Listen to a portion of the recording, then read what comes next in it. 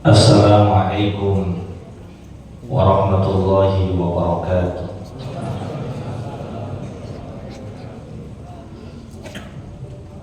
Malam-malam makan lemper, yang jawab salam pada lapar. Assalamualaikum warahmatullahi wabarakatuh.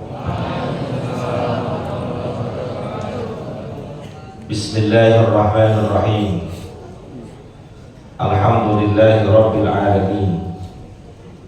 Allahumma salli wa sallim ala sayyidina Muhammadin wa ala alihi wa sahbihi ajma'in, amma ba'd. Alhamdulillah, sama-sama telah kita laksanakan kewajiban kita sholat zuhur dikerjakan secara berjamaah. Berharap dan berdoa ibadah kita ini diterima dan dilipat gandakan pahala oleh Allah Subhanahu wa ta'ala. Amin ya rabbal alamin. Ma'asyiral muslimin, jamaah yang dimuliakan oleh Allah, beruntung kita hari ini menjadi orang pilihan Allah, orang yang insya Allah dosa dan kesalahannya diampuni oleh Allah, orang yang insya Allah derajatnya akan ditinggikan oleh Allah Subhanahu wa ta'ala. Melalui apa? Melalui sholat berjamaah di masjid yang sudah kita lakukan. Karena baginda Nabi kita Muhammad sallallahu alaihi wasallam bersabda, "Man tatahhara bi baitihi." Siapa orang yang bersuci, siapa orang yang berwudu di rumahnya. Mungkin bagi yang sedang mengajar, siapa orang yang berwudu di tempat tugasnya. Yang sedang bekerja, siapa orang yang berwudu di kantornya. Lalu ngapain?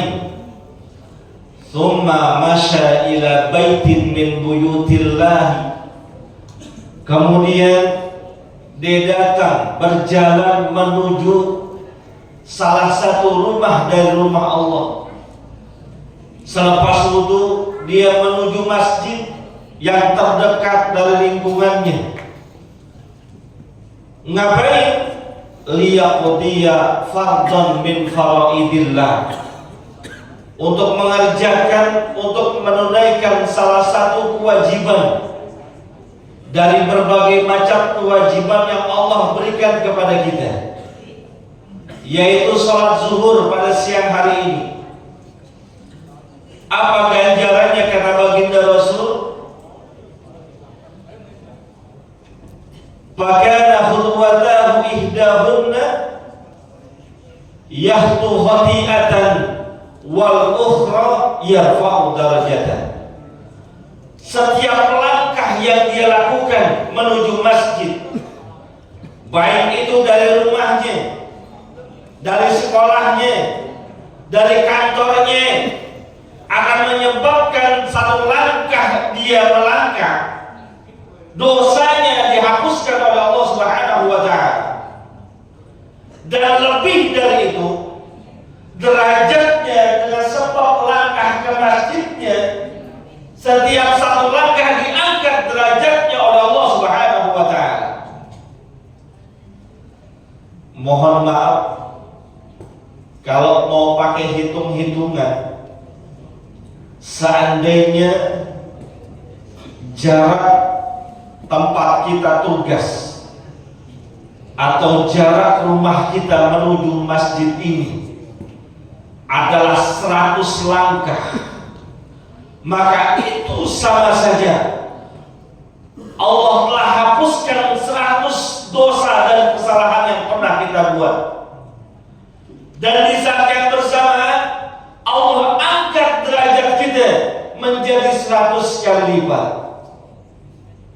Maka saya katakan tadi, kita termasuk orang yang beruntung, orang yang telah dipilih oleh Allah Subhanahu wa Ta'ala. Karena berapa banyak segelintir orang saat ini tidak seberuntung kita, tidak mendapatkan ampunan dari Allah Subhanahu wa Ta'ala sebab dia melangkah ke masjid, tidak diangkat oleh Allah derajatnya sebab dia enggan menunaikan kewajibannya di masjid. Maka ketika kita sudah menjadi pilihan ini, sudah menjadi bagian dari pilihan Allah ini, pertahankan, istiqomahkan, langgengkan. Karena siapa orang yang terbiasa hadir di masjid, Al-Imam Ghazali rahimahullah ta'ala pernah mengatakan, "Idza ra'aita ar-rajula yatanu ila al-masjid fashhadu lahu bil iman." Jika kalian melihat seseorang terbiasa hadir ke masjid, bolak-balik ke masjid untuk melaksanakan kewajibannya sebagai seorang yang beriman, maka saksikanlah bahwa dia termasuk orang yang beriman. Dan orang beriman gak ada balasan yang pantas buat dia kecuali surganya Allah Subhanahu wa Ta'ala.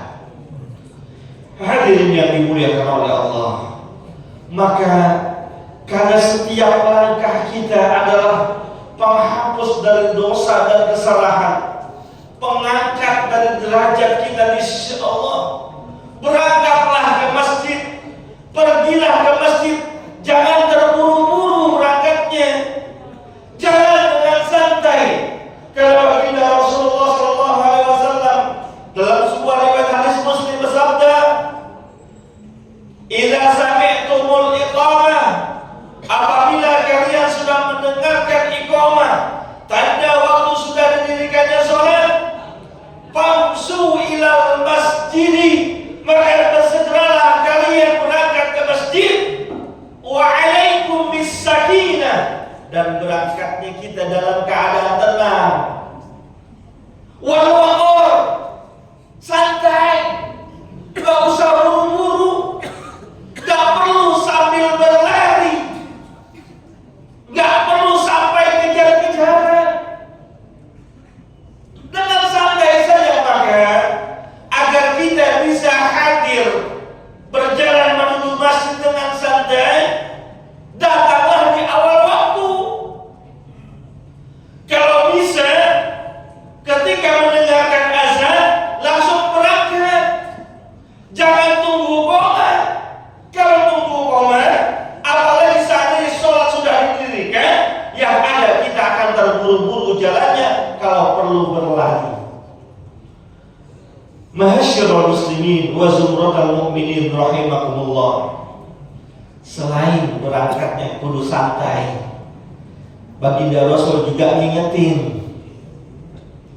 Dalam berbagai rangkuman hadis kita bisa simpulkan bahwa berangkatlah ke masjid dengan rapi, karena kita akan menghadap Allah, menghadap yang maha sempurna, menghadap yang maha bagus dan maha indah. Maka datangilah, temuilah, kunjungilah semuanya dengan penuh keindahan. Dalam Al-Quran Allah ingatkan kepada kita, "Ya bani Adam, khudu zinatakum inda kulli masjid." Wahai anak cucu Adam, pakailah perhiasan-perhiasan kalian, pakailah yang bagus-bagus dari kalian apabila hendak berdatangan ke masjid. Mohon maaf, kalau bisa pakaian kita yang rapi, yang bagus.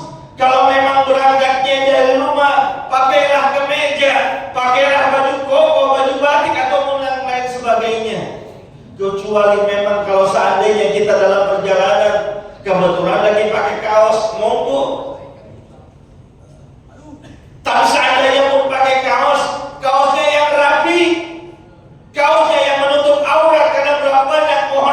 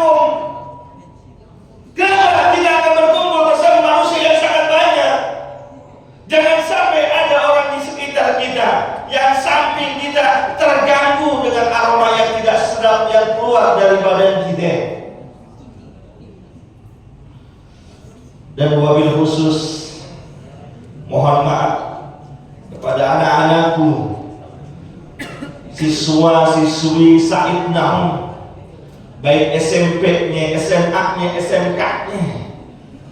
Walaupun jarak sekolah kalian ke masjid ini terbilang dekat, hormati masjid ini adalah tempat mulia, tempat suci. Berangkat dari kelas kalian, berangkat dari sekolah kalian, pakai alas kaki. Jangan mentang-mentang berangkat ke masjid nyeker. Karena kita tidak tahu apa yang ada di tanah-tanah perjalanan menuju masjid kita ini.